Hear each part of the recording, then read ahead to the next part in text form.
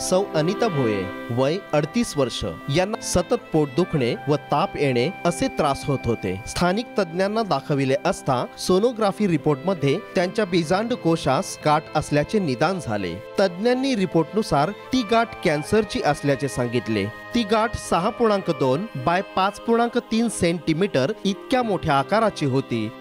माझं पोट वगैरे दुखायचं, मग आम्ही सोनोग्राफी वगैरे केली। मग त्याच्यात रिपोर्टमध्ये आलं का गर्भाशयाला गाठ आहे, मग ते ऑपरेशन करून काढली। मार्च मध्ये ऑपरेशनद्वारे ती गाठ काढून टाकली व 2 किमोथेरपी घेतले। यानंतर 1 वर्ष त्यांची तब्येत स्थिर होती, परंतु 1 वर्षानंतर परत त्यांना त्रास सुरू झाला। केमो घेतल्यानंतर परत थोडे दिवस आराम पडला, मग परत त्रास जाणवायला लागला।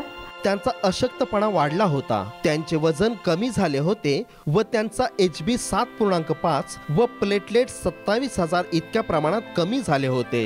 तज्ञांनी त्यांचा आजार लिव्हर मध्ये पसरल्याचे सांगितले। ऑक्टोबर मध्ये गर्भाशयाचे ऑपरेशन केले, परंतु त्यांना त्याचा काहीच फरक पडला नाही। पुन्हा गर्भाशयाचे आणि गाठचे ऑपरेशन झालं। नंतर हळूहळू ते थोडं 2 महिने व्यवस्थित वाढल्यानंतर लिव्हरमध्ये जंतू पसरले।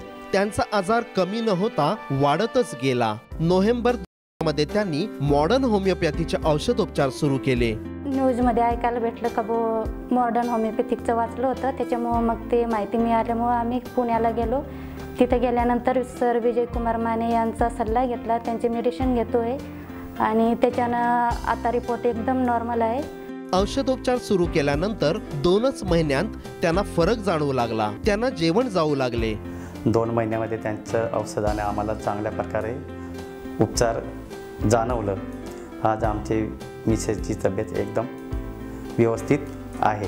23 ऑगस्टच्या रिपोर्टनुसार त्यांचा आजार कमी झाला असून त्यांचा अशक्तपणा कमी झाला, त्यांचे वजन वाढले, त्यांचा HB व प्लेटलेट सामान्य स्थितीत आले।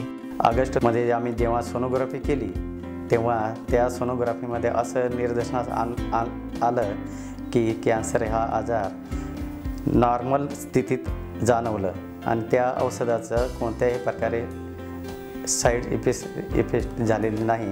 सर विजय कुमार माने यांच्या औषधाने मला 2 महिन्यात पूर्णपणे आराम पडला। ज्यांना हा त्रास आहे त्यांनी सरांशी संपर्क साधावा व त्यांची भेट घ्या। सौ भोये सध्या मॉडर्न होमिओपॅथीच्या औषधोपचारांसह सामान्य व आनंदी जीवन जगत आहेत।